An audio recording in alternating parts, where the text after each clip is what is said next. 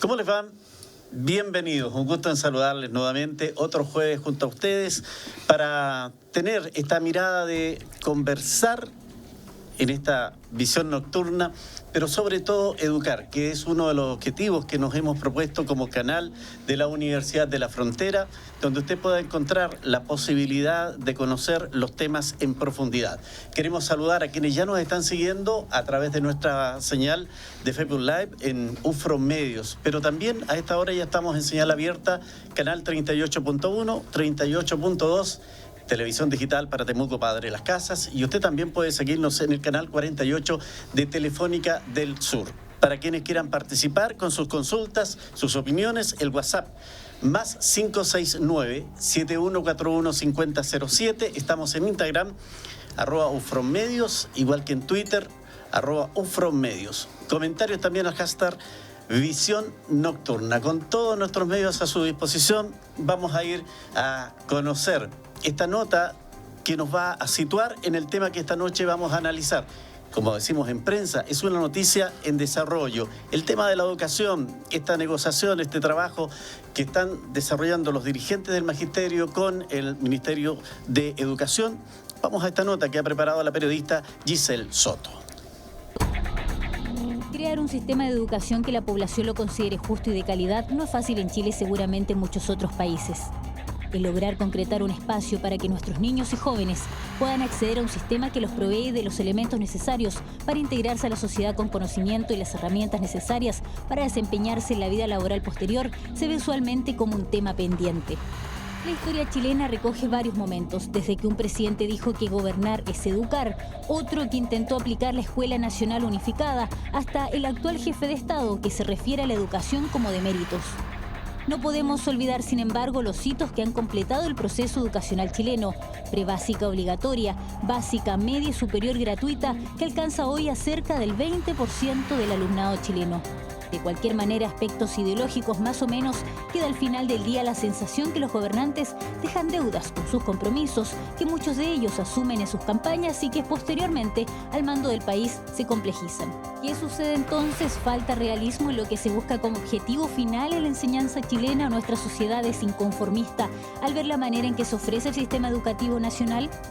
Como sea, hoy es un tema que tiene no solo a los alumnos en graves manifestaciones, tomas e incidentes, mientras que el magisterio ya va por un mes de paralización, sin un horizonte claro al final de un oscuro túnel. La comunidad nacional siente que algo está pasando, que es necesario hacer frente.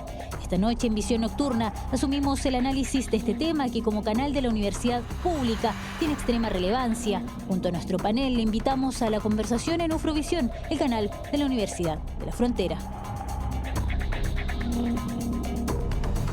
¿Cómo educar y no fallar en el intento? Usted comente en el WhatsApp más 569-7141-5007 junto a nuestro panel, que los saludamos.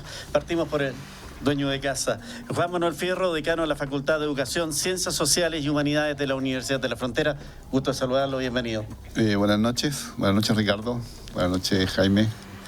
Gracias por estar con Miguel nosotros. Muchas gracias por estar aquí.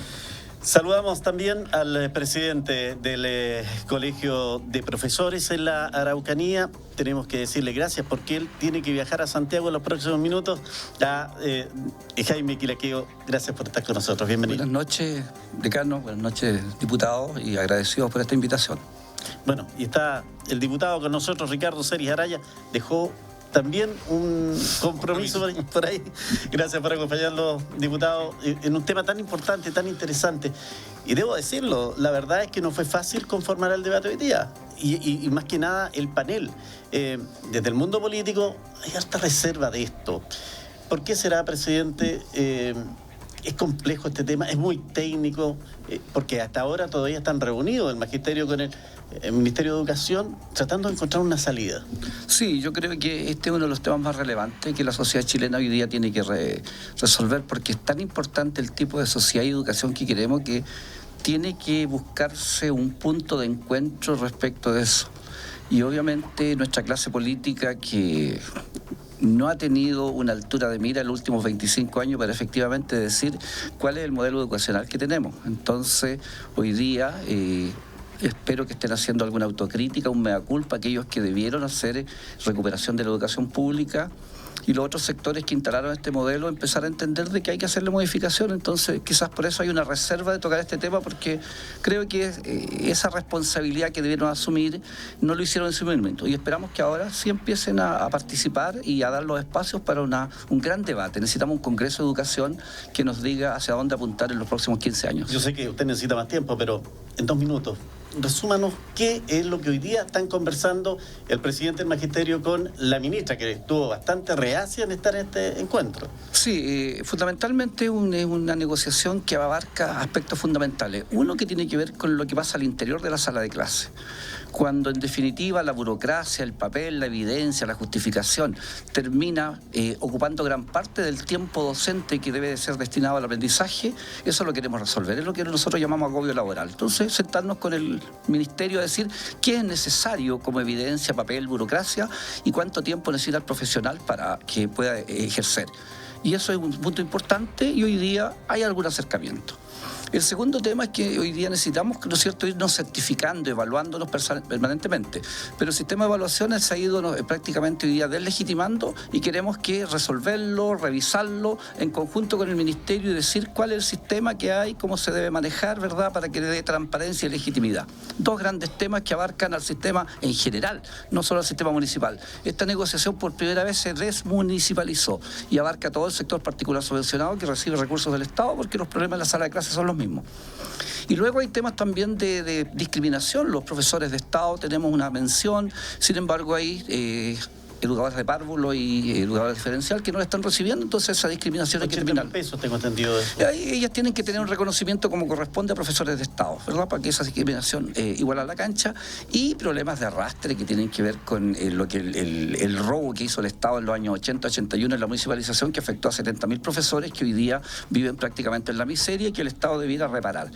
Y obviamente el último tema, que es el cambio curricular, que es un tema realmente preocupante, porque no podemos hoy día instrumentalizar la educación, transformar un consumidor y no un ciudadano. Yo creo que ese tema, el tipo de persona y sociedad que queremos, no puede ser mirado, ¿no es cierto?, de una manera muy utilitarista, y hay que resolver ese tema. Esos son los puntos que se resumen en 11, ¿verdad?, y que ojalá el Ministerio y el Gobierno hoy día tenga la capacidad de abordarlos con gradualidad, con lo que sea, pero respuestas concretas. Lo deseo, usted va de viaje, va a Santiago precisamente por este tema. Mañana ustedes se reúnen y van a ir viendo en qué queda la conversación de hoy día. Esperamos que haya humo blanco, como se dice por ahí. Decano, estos temas de alguna manera llegan a la universidad. La Universidad de la Frontera es formadora de profesores, entre otras cosas. Por supuesto que sí. Nosotros somos primero somos una universidad estatal, y tenemos sin duda un gran compromiso con el desarrollo país y con la construcción de una persona ciudadana, digamos, que responda también a los desafíos del desarrollo país en ese orden. Y nosotros como facultad nos hemos reunido a nivel del cuerpo superior de toma de decisiones en nuestra facultad, que es el Consejo de Facultad, en donde hay representantes de los departamentos pedagógicos y no pedagógicos, y hemos sin duda solidarizado, por supuesto, primero con el Colegio de Profesores a nivel regional y a nivel nacional, en la legitimidad de sus demandas, el tema de la deuda histórica, el tema de la equidad en el trato, digamos, para las educadoras parvularias y para las educadoras diferenciales, el tema de la doble evaluación, el tema de la burocratización, como decía Jaime, digamos, que muchas veces impide al profesor desarrollar una dimensión de creatividad y de innovación de propuestas por estar llenando fórmulas en ese orden. Y por supuesto también nos preocupa profundamente lo que ocurre en relación a las definiciones en cuanto a lo que se ha denominado las transformaciones curriculares, especialmente lo que ocurrió hace unos meses atrás con la asignatura de filosofía, que hoy día pasa a ser una asignatura obligatoria nuevamente dentro de la dimensión común, y lo que ocurre con las asignaturas de historia, las asignaturas de ciencia, las asignaturas de artes y fundamentalmente con la educación física. Como formadores de profesores nos preocupa mucho, digamos, estas oscilaciones que ocurren y los cambios de criterio sin una claridad y una continuidad que respondan a un modelo de desarrollo país estable en el tiempo, para la formación de profesores, para el ejercicio de la docencia y fundamentalmente para cómo estos conocimientos realmente contribuyen a la dimensión de persona que queremos construir. Nos preocupa mucho aquello y en ese sentido entendemos y solidarizamos con la preocupación de nuestros estudiantes de pedagogía, muchos de los cuales hoy día están paralizados en la universidad. Hemos estado permanentemente en la búsqueda de diálogo, pero entendemos su preocupación, la legitimidad de su preocupación para hacer sentir también, ¿no es cierto?, con esa pasión que muchas veces colocan los jóvenes en sus demandas y en sus aspiraciones, una mayor claridad, una mayor dimensión de participación de la ciudadanía en una decisión tan fundamental como es qué vamos a entender por educación, cuál es el modelo que realmente corresponde a un país como Chile. No compartimos el que se defina la educación como un bien de consumo. Creemos que es un derecho y creemos que es un derecho que hay que validar en una dimensión de calidad, pero también en una dimensión de calidad con equidad, digamos, en ese sentido. Ustedes saben que si tomamos resultados de las pruebas y de las mediciones, vemos cómo, ¿no es cierto?, la inequidad que se traduce también incluso a nivel de la tenencia de los bienes en este país, se expresa también a nivel de los resultados de la educación, lo que es una educación municipal, una educación particular subvencionada y una educación de pago. O sea, hay mucha diferencia allí. Sin duda nos preocupa mucho cómo romper y transformar, digamos, esa inequidad hoy día también en una dimensión de justicia, no solo en el ámbito de la educación, ¿no?, sino que en otros planos de la sociedad chilena, que nos parece tremendamente inequitativa e injusta. Efectivamente, lo conversábamos fuera de micrófono y yo le preguntaba al diputado Ricardo Celis si en definitiva, la solución para los problemas de la educación en nuestro país pasa solo por presupuestos. Y ahí voy en el sentido de que cómo una decisión política va definiendo elementos que podrían ser técnicos desde el punto de vista de lo que queremos como educación. ¿Qué hay respecto a eso? Bueno, yo creo que aquí hay una movilización de los profesores que es muy legítima, que tiene que ver con elementos gremiales puros de los formadores, los profesores, formadores de personas. Uh-huh. Y hay otro tema que es la continuidad tal vez de una discusión que no quedó totalmente resuelta durante el gobierno de la presidenta Bachelet, uh-huh, que finalmente si vamos a pensar en una educación como un derecho, uh-huh, un derecho social, o vamos a pensar en la educación como un bien de mercado, que es lo mismo que pasa con la salud. Y le decía a Jaime, que la quedó recién, que esto tiene un tema profundo que tiene que ver con una reforma constitucional. Uh-huh. Así que aquí volvemos a la misma pregunta que quedó no resuelta en los 90, ¿cierto?, cuando la Concertación se compromete a hacer un cambio constitucional y no es posible hacerlo por un tema de que la Constitución misma, como dicen los constitucionistas, es una Constitución pétrea, que no tiene cómo modificarse. Y hubo avance durante el periodo, un compromiso durante el gobierno de la presidenta Bachelet de cambiar la Constitución y cambiarla en estos aspectos justamente.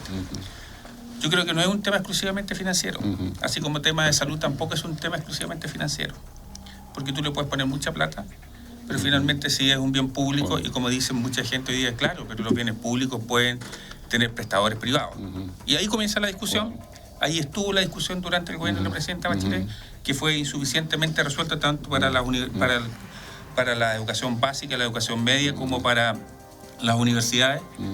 Y hoy día está pendiente, ¿cierto? Y es más, digamos, esta ministra en particular no ha cumplido ni siquiera los compromisos ni las leyes, digamos, ni las leyes que quedaron comprometidas durante la administración pasada. Pero eso llama la atención, diputado, porque estamos hablando de continuidad en gobiernos que son de distinta mirada, de país, incluso de modelos, pero se traspasan y se deja pendiente este tema y lo aplica en el tema curricular un gobierno que es absolutamente y diametralmente distinto a la filosofía anterior. No, es que el gobierno de ahora no tiene ninguna intención de producir ninguna modificación, ni siquiera cumplir la ley, Por eso incluso se ha pensado, ¿cierto?, en una acusación constitucional contra la ministra, porque en los servicios locales de educación no le ha puesto plata. Yo tengo aquí los datos de la ejecución financiera, o sea, 0,2%, 0,4% el traspaso real a los servicios locales de educación, o sea, lo que es nada, ¿cierto? Ahora, los CFT estatales no se han manifestado, ha dicho que no hay plata tampoco no hay voluntad. Y si no hay voluntad para cumplir la ley, más difícil cumplir, ¿cierto?, con la voluntad de una movilización gremial en cuestiones que fueran acordadas en su oportunidad. Ahora, hay temas de los profesores que vienen de largo, ¿cierto?, aliento, como el tema de la deuda histórica, ¿cierto?, que todos los gobiernos se han hecho los lesos en esta materia y que depende en definitiva si los gobiernos y los ministros de Hacienda, porque son ellos en definitiva los que están dispuestos a resolver este tema. Bueno, señores del panel, están representados diversas miradas acá, pero faltan los actores principales, faltan los estudiantes. Salimos a preguntarles a ellos. Amanda Cornejo Villagrán es vicepresidenta de los estudiantes de la Facultad de Ingeniería y Ciencias de la Universidad de la Frontera, y al respecto esto nos planteó. Pasemos a mirar. Creo que el día de hoy la educación de nuestro país está en un momento crítico. Creo que nosotros como ciudadanía debemos verlo como una oportunidad. ¿Una oportunidad de qué? Una oportunidad de mejora, una oportunidad de reflexión en la cual todos los entes de la comunidad debemos participar, tanto profesores como estudiantes y la población en general. Creo que es un avance, pero también creo que ese llamado a conversar debe ser con altura de mira y también respetando la opinión y la expertise de los profesores, que son las personas que manejan todos los temas dentro del aula. Exactamente, desde mi punto de vista yo creo que las reformas y todos los cambios que se hagan en el modelo educativo deben salir y deben preguntarse 100% a los profesores. Creo que ellos son los expertos en esos temas y debemos escucharlos. Es un error garrafal que en nuestro país no se escucha a los profesores y el Estado no les da el lugar que ellos merecen. Muy bien. ¿Qué dice usted, profesor? Sí, yo lo plantearía de la siguiente manera. Cuando la OCDE u OECD, ¿verdad?, hace un análisis que el Estado chileno le pide, por allá por el 2006, dice algo que es tremendamente sintomático. Dice, comillas, la educación chilena está estructurada conscientemente por clases sociales, cierra comillas. Ese es como el dato más importante que como Estado tenemos que resolver. Eso significa cambio constitucional, cambio al sistema de financiamiento, rol del Estado, que son tres cuestiones básicas. Y obviamente de los 90 en adelante nosotros esperábamos que se apuntara a esos cambios, donde lo estructural primero, ¿verdad?, para dar paso. Y luego viene todo el tema de la estandarización, que instala un concepto de calidad de la educación cuantitativo. Y eso es lo que nos tiene hoy día en un callejón sin salida, porque efectivamente el sistema no ha mejorado, ¿verdad? Y todavía somos un país bastante mediocre en términos de calidad de la educación. Y el propio concepto de calidad, que es muy competitivo. Entonces ese es un tema muy relevante. Segundo, al interior del ministerio se fue instalando un grupo de ideólogos, ¿verdad?, muy ideologizados, repitiendo la palabra, que tiene que ver con 2020, libertad de desarrollo, libertad, que instalaron el modelo de mercado en educación, la competencia entre escuelas para mejorar calidad. Bueno, eso significó que finalmente aquellos que tenían la obligación de plantear una educación más pública, plural, inclusiva, laica, ¿verdad?, efectivamente diversa, atender la diversidad, fueron quedando relegados. Entonces, finalmente triunfaron estos. Y eso ha sido que el modelo hoy día se eternice con sus lógicas. Desconfianza y control, que es contrario a colaboración y autonomía. Entonces, el día que no despejemos esos aspectos, vamos a tener estas dificultades de lo que significa el rol docente. Y tercero, instalar un currículum raciotécnico. Simplemente una mano de obra barata, poca preparación, no prepararlos para el siglo XXI. Y claro, como se le estaba escapando esto, naturalmente la clase política, pagándole un poquito a la clase empresarial, nos da este tremendo golpe que significa el cambio curricular, que es una cuestión tremendamente peligrosa. Entonces, finalmente, la ideologización del sistema educativo y el control que tomaron los grupos de poder, que tienen una mirada de mercado en la educación, nos tiene en este pantano hoy día. Entonces, todos estos temas hoy día no se van a resolver si no hacemos el cambio estructural que corresponde, y eso, hoy día la clase política, ¿no es cierto?, tendrá que hacerse cargo de eso y tener la capacidad para encontrar articulación y hacer que la educación educación sea un tema, y yo insisto, tenemos que mirar y hacer un gran esfuerzo con las universidades para un gran congreso de educación que definamos hacia dónde queremos ir en el siglo XXI. De lo contrario, vamos a estar resolviendo temas, legitimando el modelo, pero no vamos a salir de este pantano. Yo tengo una observación, perdón, ahí cuando Jaime dice la clase política va a tener que resolver. Claro, le corresponde a la clase política resolver este tema, desde el punto de vista de lo que queremos como país, pero esta clase política no es homogénea. No es una clase política. Es una clase, la clase política tiene dentro pensamiento y conceptos, ¿cierto?, ideológicos radicalmente distintos, muy distintos. Y se vio durante el gobierno de la presidenta Bachelet. Yo siempre decía, volver a la educación pública, o sea, volver a otro tipo de educación va a ser difícil, pero lo más difícil va a ser desarmar el negocio. Y eso fue lo que paró todo el sistema. Eso fue lo que hizo imposible en su momento, porque desarmar el negocio, ¿cierto?, de la educación es una cosa tan profunda que es meterle la mano al bolsillo, ¿cierto?, a muchos sostenedores, a muchas universidades, y obviamente la parte de la clase política más ideologizada y que cree que este no es un bien social, que este no es un derecho, sino que es un bien que puede ser un bien de consumo que puede ser servido por los privados sin ningún problema y que eso genera desarrollo, son significativamente importantes y aún han continuado en esa pelea. Yo, antes de ir con el decano, está participando la gente a través de nuestro WhatsApp. Dice, ¿cómo educar y no fallar en el intento? Considero que apostando por los profesores, somos profesionales que necesitamos educar con autonomía y libertad, sin agobio laboral, sin tratar de tecnificar una labor profesional que se hace de corazón. Al respecto. Bueno, yo creo que aquí hay que preguntarle y hay que hacer participar a los que saben, o sea, los que están realmente comprometidos con el quehacer del proceso educativo chileno, con la contingencia, con los desafíos diarios en ese orden. Y ahí hay una cuestión de participación que no se ha cumplido en forma adecuada.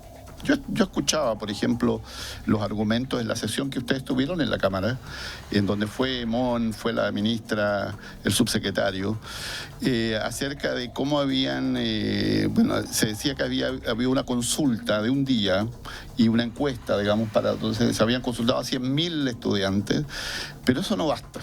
No basta para decidir y para tomar decisiones sobre una cuestión tan trascendental como es cómo preparamos a las personas para el tema del gran desafío de lo que significa el siglo XXI. Yo estoy de acuerdo con que, sin duda, el currículum que hoy día tenemos probablemente necesita de transformaciones fundamentales para poder asumir lo que se nos viene a nivel del siglo XXI en cuanto a las dimensiones de creatividad, de innovación, de pensamiento crítico, de alfabetización digital, del uso y manejo de una lengua, digamos, de carácter universal, la condición de concebirme como un ciudadano con mis responsabilidades locales y en una dimensión global. Más que un consumidor. Exactamente, ¿no es cierto? La responsabilidad personal y social que implica aquello en contradicción con las dimensiones de la individualidad, en donde el sistema me encajona y me compromete con aquello. Eso requiere de una discusión país y requiere de un compromiso de desarrollo país, independiente incluso de los gobiernos de turno. Requiere una gran responsabilidad de un compromiso de toda la comunidad nacional para un gran acuerdo por el desarrollo de la educación. Eso sin duda no rompe, ¿no? Y no resuelve tampoco la estructura, digamos, el sistema que tiene una dimensión de perversidad hoy día, ¿no es cierto?, determinado, digamos, por el modelo económico que nos rige. Fíjense ustedes que la provisión de formación universitaria en este país, que tuvo una tremenda tradición en Latinoamérica y en el mundo como responsabilidad del Estado, hoy día implica un menos de un 14% a nivel de la formación universitaria en Chile.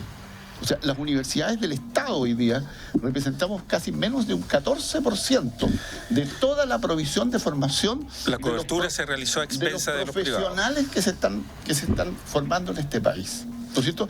Entonces, sin duda que necesitamos diversificar también con equidad un proceso de formación que garantice que nuestros líderes de futuro van a expresar también esa dimensión de equidad y de diversidad, ¿no es cierto?, y que eso no va a estar monopolizado por aquellos que tuvieron, por supuesto, más oportunidades para formarse mejor, para diversificarse, para tener una actividad globalizante mucho más activa, en desmedro, ¿no es cierto?, de aquellos que no han tenido esa oportunidad y que son dramáticamente la mayoría de este país. A propósito de los futuros líderes, conversamos también con ellos.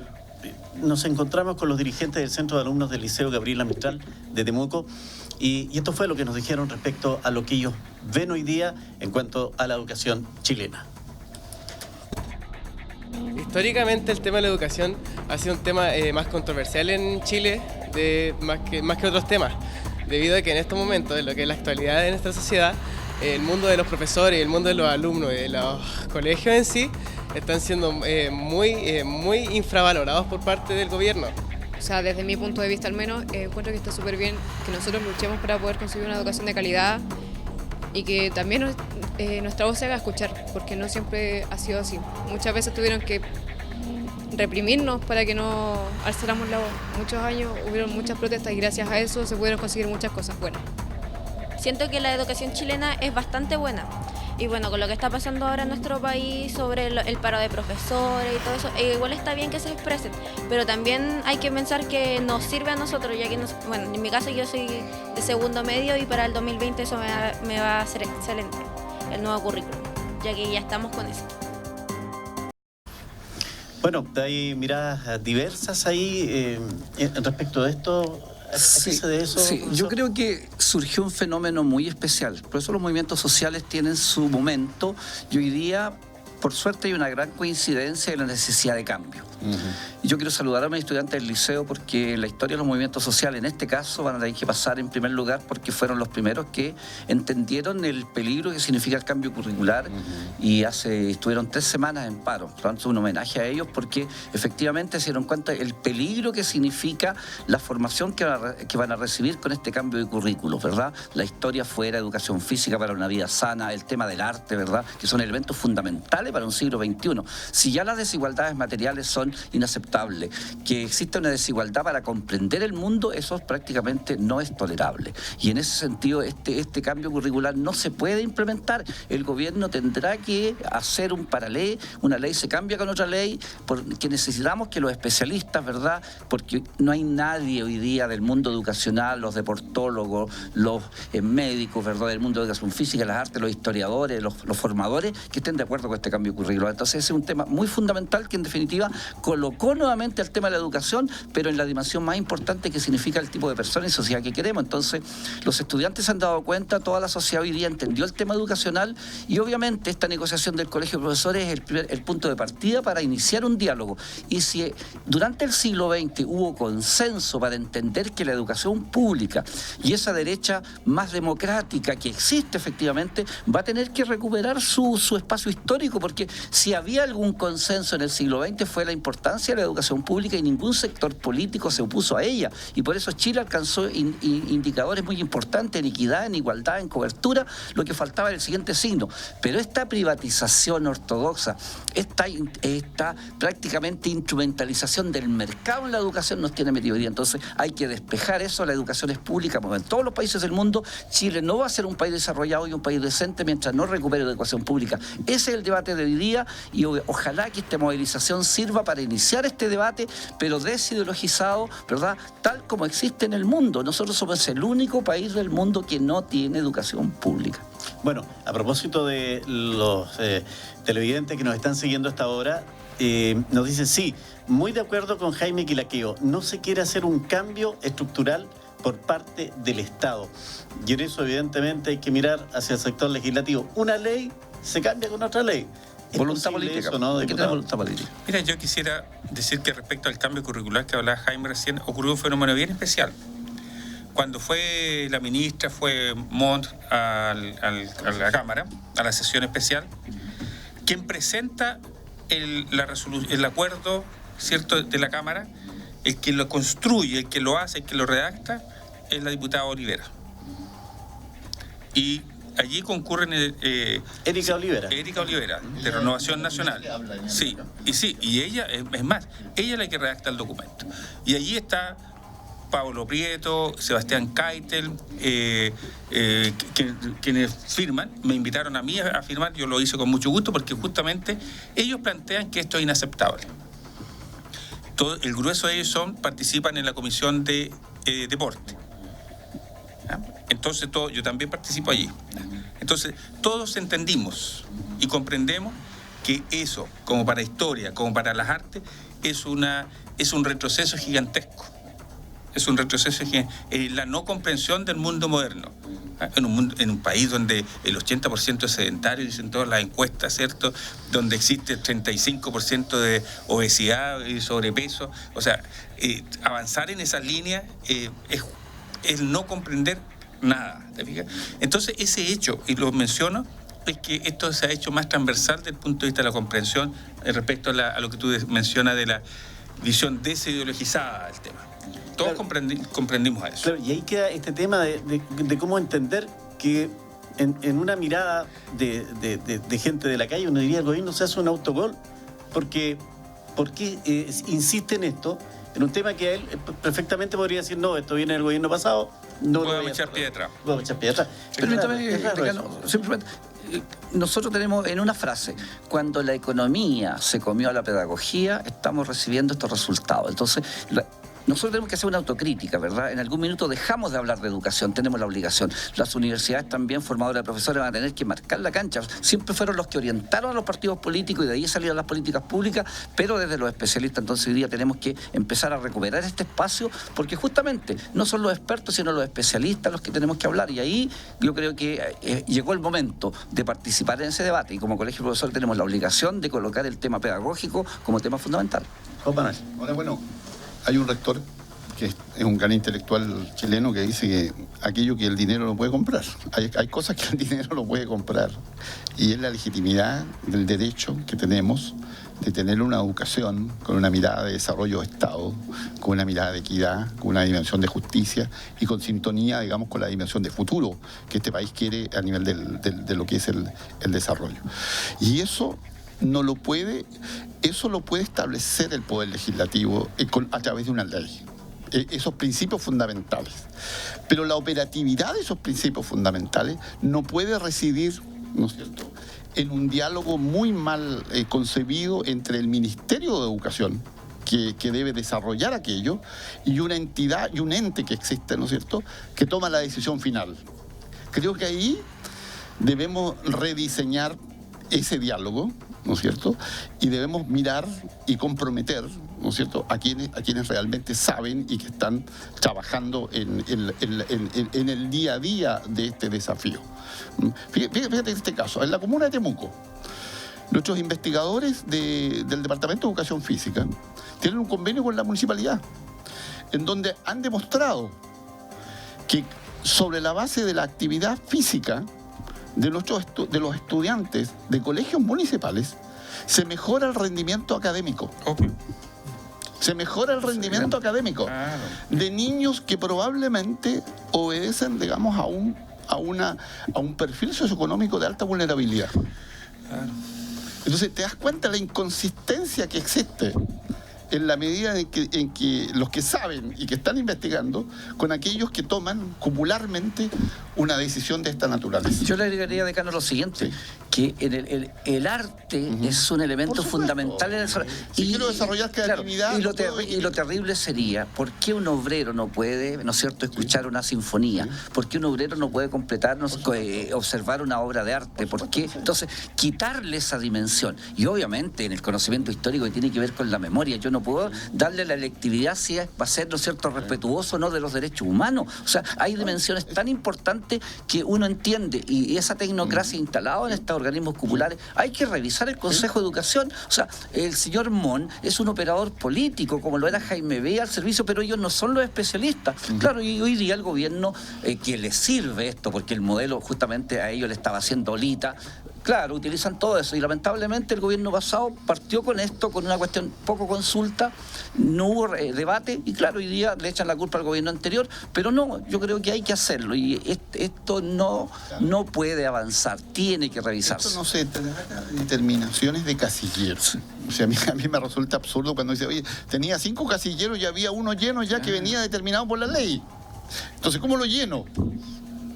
Bueno, creo que ahí, eso, por último, si hay que tomar esa decisión, hay que generar una discusión de mayor transversalidad y de mayor representatividad, ¿no es cierto?, de los especialistas.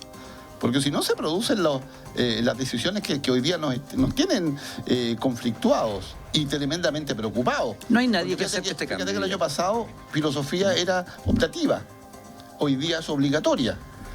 Pero mañana puede ser cualquiera de las asignaturas, ¿no es cierto? Es un punto entonces, a lo que yo llamo las oscilaciones caprichosas de los modelos. Pero entonces, creo que esto requiere de una mayor estabilidad, pero también de una mayor dimensión de flexibilidad y de participación para la toma de decisiones. Y un debate serio. En materias tan delicadas como la educación. Tenemos la realidad nacional y donde la Araucanía tampoco es la excepción. La presencia de migrantes que han tomado en nuestro país, han venido acá para encontrar oportunidades de todo índole y formar su familia.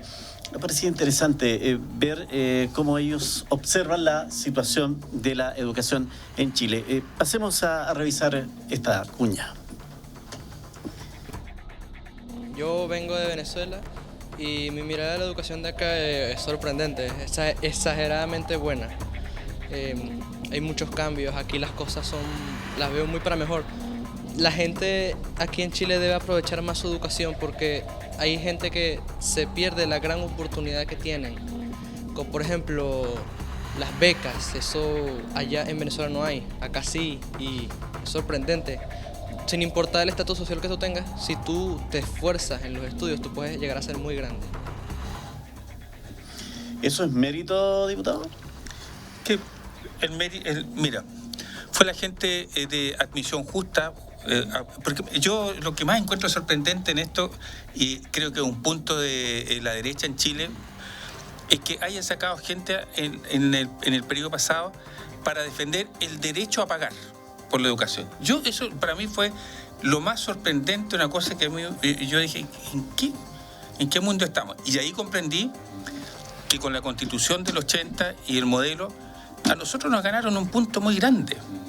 Nos ganaron el punto cultural, porque culturalmente nos convencieron a todos que cuando yo pago en salud tengo derecho a tener mejor salud, que cuando yo pago en educación tengo derecho a tener mejor educación, que si yo pago para educar puedo hacer más. Nos convencieron de eso, convencieron a Chile de eso, y por eso salió la gente a decir, yo tengo derecho a pagar porque quiero para mi hijo lo mejor. Ese punto para mí es un tema central, porque hoy día lo veo de nuevo. Y fuera una señora el otro día por Admisión Justa y me decían, ¿por qué no vamos a tener derecho a que nuestros hijos, que son muy buenos, no sean los mejores? Y yo le dije, ¿y por qué si su hijo es tan bueno no puede ayudar, no puede colaborar, no puede contribuir, aunque un niño que no es tan bueno, porque no ha tenido oportunidades y que a lo mejor es tan bueno como él y no lo sabe, le puede ayudar y lo empuje y lo saque de donde está?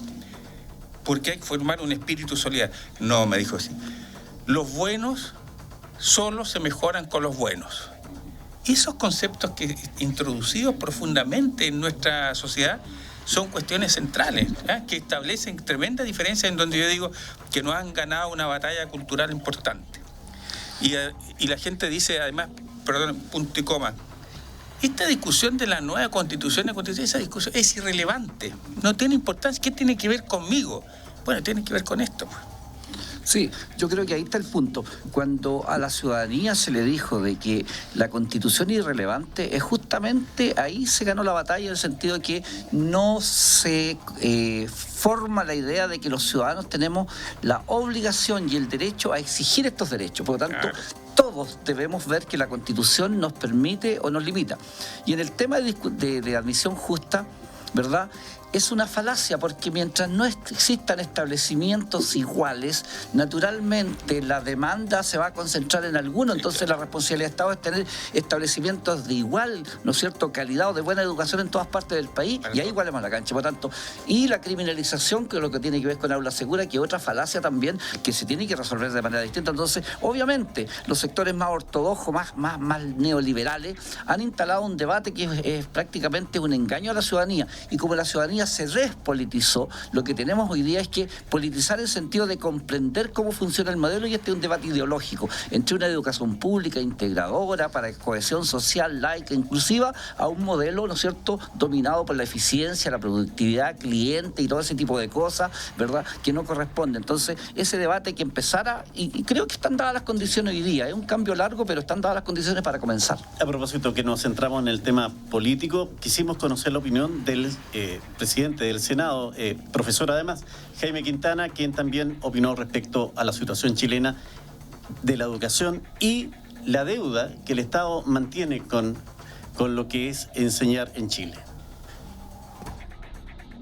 Bueno, sin lugar a dudas, hace tan solo 3 años tuvo lugar en el país una reforma, ¿no es cierto?, que fue controvertida, pero que sacó a Chile de una situación muy inusual, porque en ningún país del mundo existe la educación como un bien de mercado, en donde aquí se lucraba con la educación, en donde se seleccionaba con el copago, con entrevistas, y eso se terminó. Yo creo que hay que seguir avanzando en eso, pero efectivamente hay una deuda larga y por esa razón los resultados tampoco nos han acompañado. Creo que en la región de la Araucanía tenemos algunas particularidades bien novedosas, como por ejemplo, datos del Hogar de Cristo muy recientes señalan que hay 10.000 jóvenes, adolescentes, niños que han abandonado el sistema escolar. Muchos de ellos están en comunas como Temuco, Padre Las Casas, Nueva Imperial. Tenemos que hacernos cargo de esa realidad, y por eso hay un programa del propio Hogar de Cristo, que es Sala de Reintegro, que yo espero que también el Ministerio de Educación recoja este tema y entienda que la educación pública es y debe ser una prioridad, y se haga cargo de estos 10.000 jóvenes, niños y adolescentes que tenemos aquí de la región, que han abandonado el sistema escolar formal. Decano, ¿cómo asumimos esa deuda? Sí, yo creo que este gran debate, que debe ser un gran debate nacional, debemos darlo con mucha continuidad, con mucha permanencia, porque si no estamos construyendo una gran tragedia para este país, para el futuro.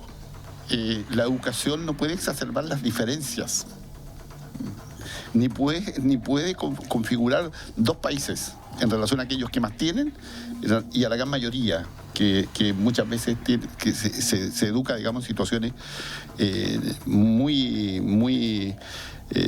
con muchas dimensiones de escasez también. Creo que el Estado debe responsabilizarse en una mayor y mejor dimensión de aquello.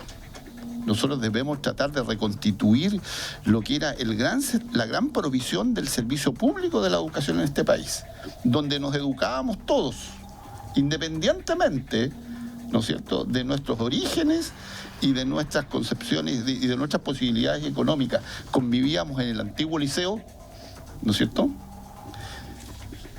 hijos de trabajadores, de obreros, se decía en ese tiempo. Hoy día ya no existe la palabra obrero, existe el colaborador, ¿no es cierto? Hijos de obreros, de trabajadores, de campesinos, de pequeños empresarios, de grandes empresarios, de agricultores, y convivíamos en la diversidad.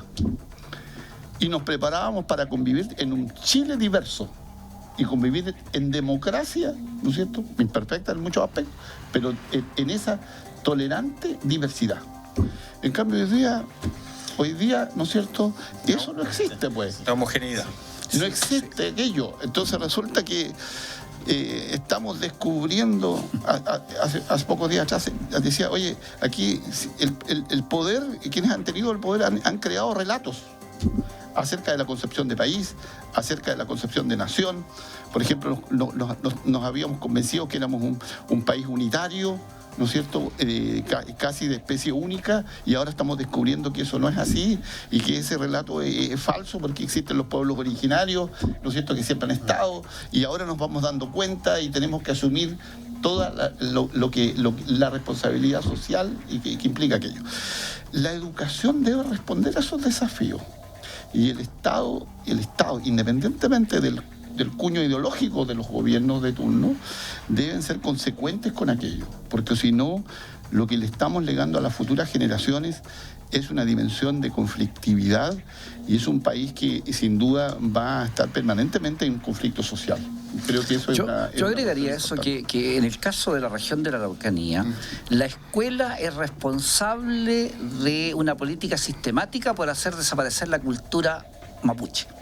Por tanto, el sistema educacional, que ya es deficitario para el país en general, aquí prácticamente tiene una deuda de arrastre que es superior. Por tanto, será la escuela en esta región que va a tener que crear las condiciones para que efectivamente se exprese este pueblo, esta nación, con todas sus dimensiones. Y eso significa que este retardo que hay en aplicar una verdadera educación intercultural en contexto mapuche también hoy día no se está abordando. Es más, acaba de salir un decreto que sería como el segundo atentado, primero la invasión militar y hoy día porque impediría todo progreso de la educación al dejar afuera a los profesores en la escuela y privilegiar al educador tradicional, ¿no es cierto?, que tiene otras tareas y que hoy día prácticamente le entregan la primera prelación en la educación. Entonces, estamos prácticamente contracorriente. Cuando se aumenta la hora de educación física en el mundo, acá se disminuyen. Cuando la historia es sinónimo de identidad, acá se deja electiva. Cuando la educación intercultural avanza tremendamente, aquí vamos en retroceso. Entonces, prácticamente es una cosa impresentable, un país que no conocemos nosotros, o sea, somos un país de mentiras, no tenemos ninguna posibilidad de desarrollo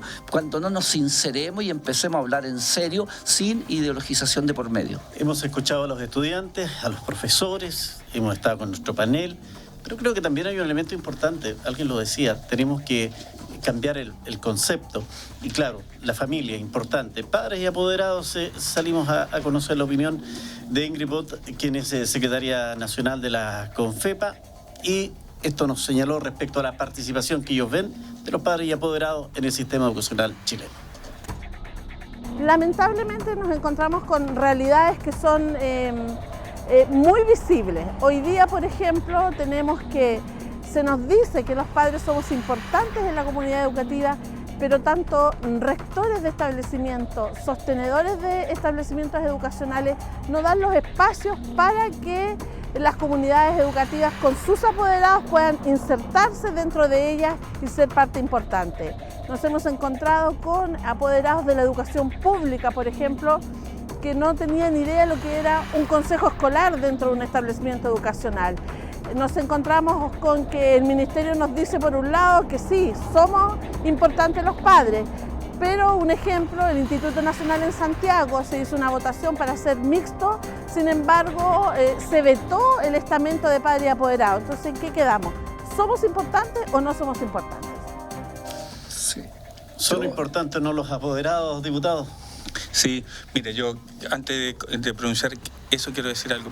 Hemos llegado en esta región a cosas tan extrañas como que se le paga a fundaciones para que le enseñen a leer a los estudiantes, donde todos entendemos que parte de lo que tiene que ocurrir en la educación pública, que de los niños que van al colegio, es que aprendan a leer. Pero obviamente la externalización también se expresa en la educación. Pues, exacto, y se le paga extraordinariamente, de forma extraordinaria a una fundación para que les enseñe a leer. Entonces, pero yo digo, ¿qué es eso? ¿Qué es eso? ¿De qué se trata? ¿Se trata de un negocio? Por supuesto. ¿Se trata de un negocio adicional de la educación? Yo creo que sí. Se trata de un negocio de educación. Se trata de un negocio. Es que necesitamos que nuestros estudiantes estén preparados para el mundo del futuro, para el mundo del trabajo, para el mundo del emprendimiento.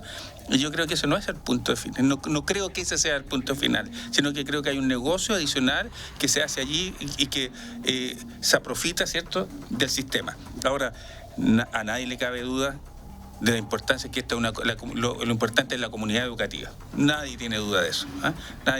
Creo que esa duda no existe. Sí, yo ahí le agregaría que por alguna razón no hemos tenido la capacidad de decir cuál es el rol del apoderado. Porque en una sociedad donde es necesaria la participación en los derechos, indiscriminadamente pensar que de la noche a la mañana, sin preparación, vamos a tener a la familia dentro de la escuela.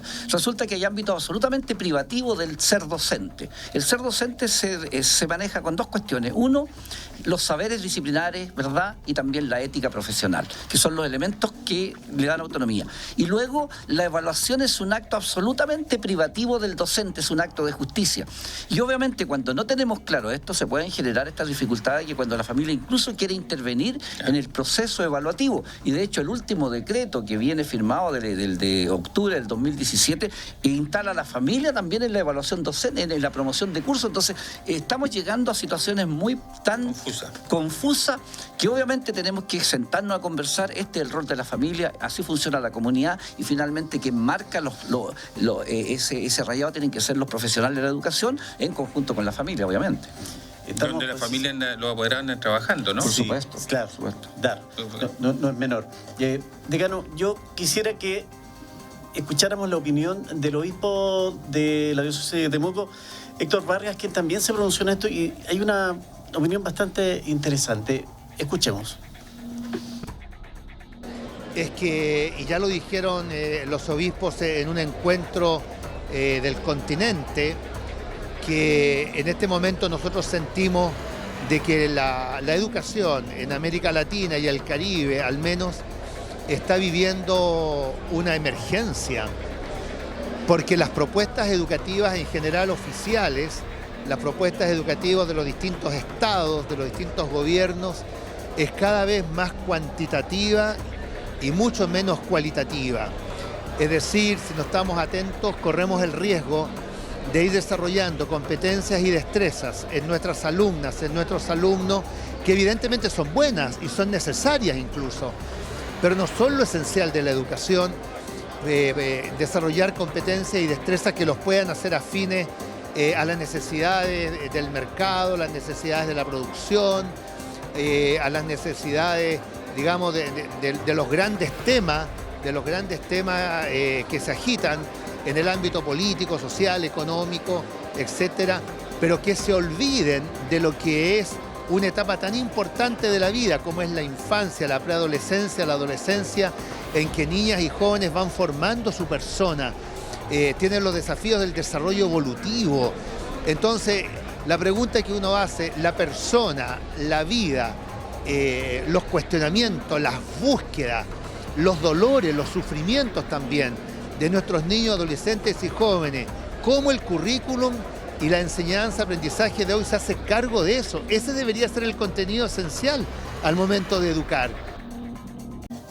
Educar o enseñar, ¿qué estamos haciendo, decano? Estamos en los últimos minutos.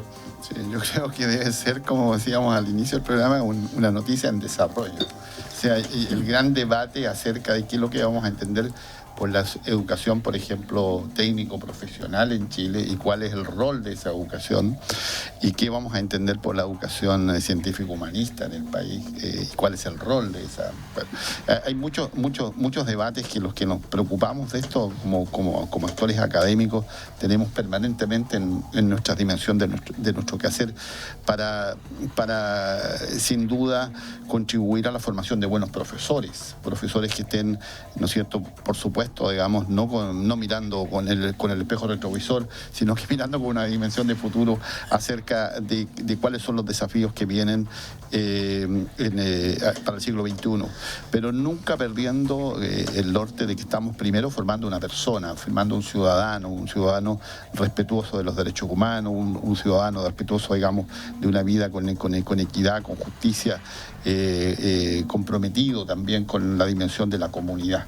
Esos valores el dinero no los puede comprar, y creo que ahí es donde la educación tiene que jugar un rol fundamental, y nosotros estamos como universidad, sobre todo como universidad estatal, comprometidos con esos compromisos, comprometidos con esos principios y valores en la formación de profesores y en el quehacer transversal de nuestra vida universitaria.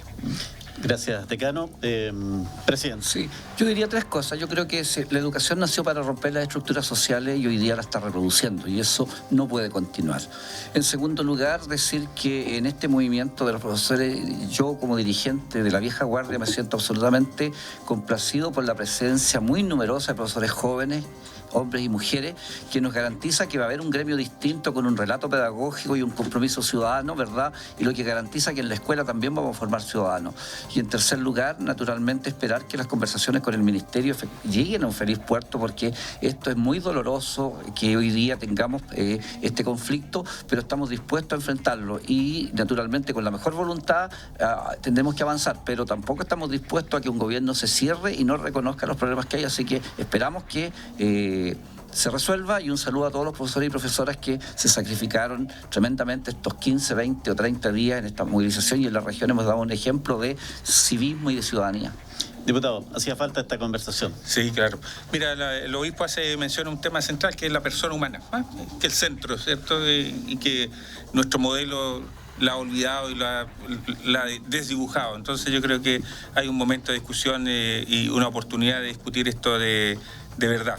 Y ojalá que la gente entienda, que todos entendamos, que esto es un tema ideológico, esto es un tema político, 100% político. Esto es un tema absolutamente ideológico político. Y eso tiene que ver con una nueva constitución. Si no hay una constitución que establezca que este es un derecho de todos, vamos a estar siempre en la misma discusión. Gracias, diputado. Queremos, en resumen, dar lectura a una cantidad de inmensas que tenemos, muchos mensajes que se nos han dejado. José Antonio Caligüil dice: el convenio demoró 18 años en ser ratificado porque los mismos personeros de la concertación no lo quisieron aprobar en su momento cuando fue uno de los requisitos. Además, me dice Gonzalo Salas Oria, hay aquí algunos temas que me plantean. En general están relacionados a los temas que hemos conversado en este momento. Son más de 350 los espectadores que tenemos a esta hora a través de la señal online de Ufrovisión y Facebook Live. Gracias a todos. Y bueno, ahí siguen. En este momento siguen cayendo más mensajes. Agradecer, Jennifer Caras agradece como medio de comunicación aborden este tema que se invisibiliza en los demás medios. También es interesante conocer la postura de la Facultad de Educación y Humanidades, pues muchos ex estudiantes nos preguntamos cuál era evidentemente esa postura. Lilian Sandoval, excelente diputado, no se puede sacar la educación física, arte ni historia. Me alegro que esté preocupado también de este tema que compete a nuestros profesores. Así, muchas gracias a todos por estar en nuestra sintonía, por compartir esta visión nocturna que vuelve el próximo jueves. A todos ustedes, muy buenas noches cuando son las 22 horas con 58 minutos. Muy bien. Agradecido.